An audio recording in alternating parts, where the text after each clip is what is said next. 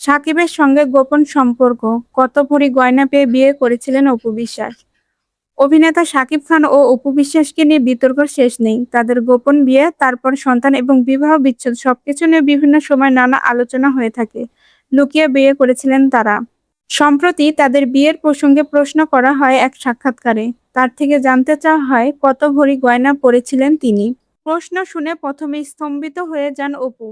ইতস্ত হয়ে অভিনেত্রী উত্তর দেন, কত ভরি সঠিকভাবে বলা কি কোনো প্রয়োজন আছে? গোপনে বিয়ে করেছিলাম তো, সুতরাং যতটা পড়ার কথা ছিল ততটা পড়িনি। খুবই ছিমছামভাবে বিয়ে করেছিলাম আমরা। বিয়ের পর তার ধর্মকে কেন্দ্র করে হয়েছিল বিতর্ক। এ প্রসঙ্গে এক সাক্ষাৎকারে অভিনেত্রী বলেন, সত্যি কথা বলতে বিয়ের পরে আমি পুরনো ধর্ম নিয়েই ছিলাম। ক্যামেরার সামনে অনেক মিথ্যা বলেছি।